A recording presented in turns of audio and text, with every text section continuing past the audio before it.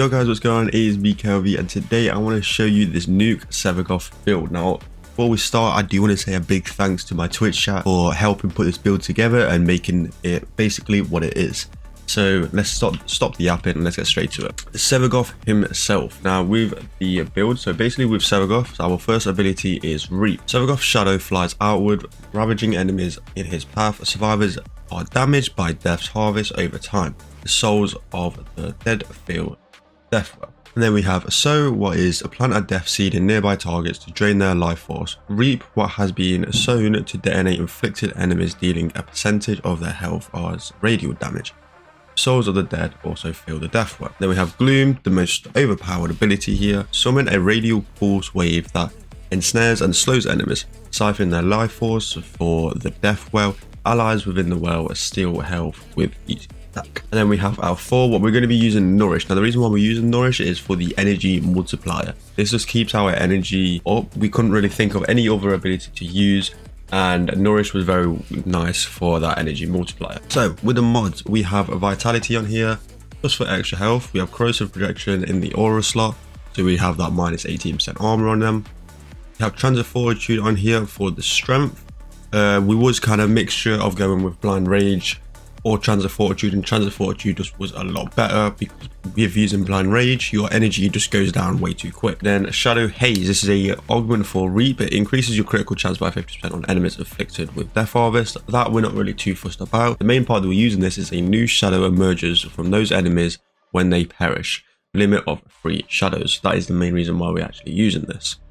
We have Streamline on here for our efficiency, Prime Continuity for ability duration, Stretch for ability range, Prime Flow for more energy, and then Archon Intensify, so we have our plus 30% ability strength. And then we also, when restoring health with ability, grants 30% ability strength. This means, so when we restore our health with Gloom, we then get an extra 30% ability strength. Then we have more augmented on here for more ability strength. I don't have it maxed out, so if you have this maxed out, that is great on you and you can make this build even better.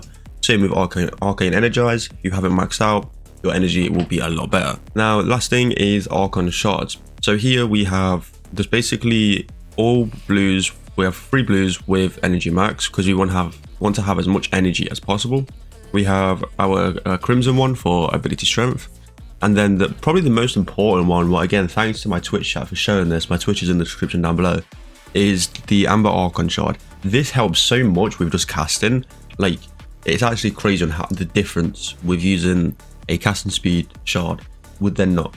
So now what makes this build and puts this build basically together is having a primer. Now there's two primers that you could use. Now you could use a Kuva Nuke.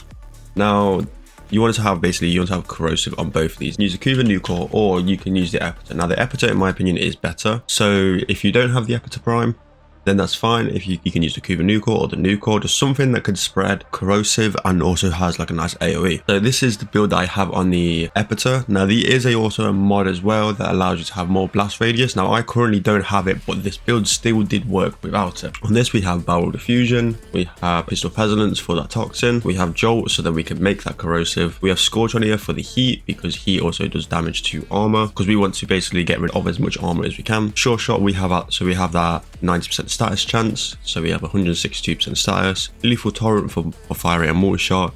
Now I have a Riven on here as well. If you don't have a Riven, that is fine, but this Riven just gives me multi-shot and fire rate, so basically just another Lethal Torrent, just a little worse on the fire rate, and then Gunslinger for the fire rate. We also use Zenoric as well for our focus school.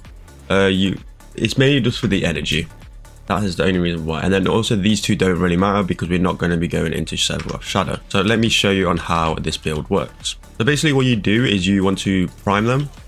So you see here they've got corrosive. You got to basically shoot them a couple of times. Use our Nourish so we can have our energy, get more energy when they die. You basically just want to use like your 2 and then use your 1. That's basically it. So you just prime them, use your 2, use your 1. It is literally this simple. Again, use your 2, prime them, use your 1. It's a very simple build, and I don't really think it's that really expensive to put together. Really, like, a lot of the mods are quite easy to get, like Prime Flow, quite easy to get. Depending on how long you've been playing the game, of course. Prime Continuity, again, not the hardest mod to get. I'll say probably the hardest mod here is Archon Intensify, but that is not even that expensive. But the Epiter, again, if you have an Epiter, you just want to have corrosive on it. It's same with if you have the Kuva Nuke, you want to just basically have corrosive on it, and I'll show you that it's basically the exact same. So see, we have a little bit of a different build here. We have a little bit of a different build, but I'll show you that it will do basically the exact same thing. So the enemies have spawned in. See how it basically does the same thing? Even with the Kuva Nuke, you just basically just prime them and then you just use your one. It's just not as good because not all of them are getting as many stacks. It might just be my Nuke build, but it still works if you have the Nuke and you have if you have a better Nuke build. But I used the Epiter, so I didn't really focus too much into actually building the Nuke. Yeah, if you guys did enjoy this video and it did help you out with a Sevagoth build, make sure you like and subscribe to the channel. It'd be very much appreciated. Also check out my Twitch where I'm streaming basically as much as I'm playing Warframe. We basically open Reddit, build crafting, and we'll just have a fun time really. And yeah, if you have any other build guides or what you think you can make this build better, make sure you also comment down below, because I will be doing an updated version of this build, as I only have normal Sevagoth and I don't have Sevagoth Prime, and there's more that I want to actually do with this build to make this better.